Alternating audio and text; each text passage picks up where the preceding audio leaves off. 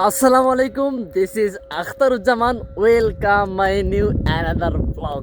আর আজকের ব্লগটি সত্যি একটু হাস্যকর এবং যাক, রমজান মাসে আজকে চলতেছে মূলত তৃতীয় রোজা। আর আজকে ডিউটি শেষ করলাম। ডিউটি শেষ করার পর গাড়ি আসবে এখনও প্রায় 40 থেকে 45 মিনিট পরে। তা আমি একাই ভাবলাম যে আজকে একটু বাসা যাব হেঁটে হেঁটে। তা বাসা যাবার সময় মানে প্রকৃতিটা দেখেন, জাস্ট আলহামদুলিল্লাহ, মাশা আল্লাহ, সুবাহান আল্লাহ। আল্লাহ তাআলার সৃষ্টি যে এতটা সুন্দর, আপনি যত ঘুরবেন তত বুঝতে পারবেন।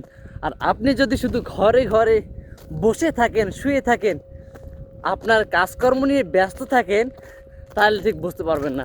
আমি প্রতিনিয়ত এখান থেকে গাড়িতে করে যাই, কারে করে যাই, কারে কারে করে রুম যাই, কাজে যাই।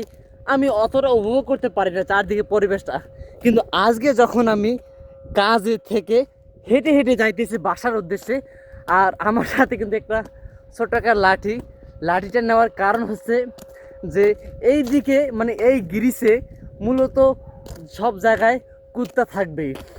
আর লাঠিটা নেওয়ার একটাই কারণ, আমার হাতে লাঠি আছে, এটা দেখে কুত্তা আসবে না, মানে একটা সেফটি আর কি। আর চারদিকের পরিবেশটা দেখে মানে মনে হইতেছে যে আমার সারাদিনের ক্লান্তি মাটি হয়ে গেছে, মানে দূর হয়ে গেছে, এবং আমি যে আজকে রোজা সেটা মনে হইতেছে না, আলহামদুলিল্লাহ। আর আমার পাশে এই গাছগুলো দেখতেছেন না, এই গাছগুলো হইতেছে যে জাইতুনের গাছ, জাইতুন। যাক, আলহামদুলিল্লাহ, আল্লাহ তাআলার সৃষ্টি, যতই ঘুরবেন ততই বুঝতে পারবেন। তা আপনারা সকলে কেমন আছেন আর আপনাদের রোজা কেমন কাটতেছে? আমার রোজা আলহামদুলিল্লাহ, সারাদিন কঠিন পরিশ্রম করার পরেও আলহামদুলিল্লাহ, আল্লাহ তাআলা যেমনটা রেখেছেন, যেভাবে রেখেছেন, সব কিছুর জন্য আলহামদুলিল্লাহ। কারণ আল্লাহ তাআলা যে আমাকে বেঁচে রেখেছেন, এটার জন্যই তো বলা উচিত আলহামদুলিল্লাহ।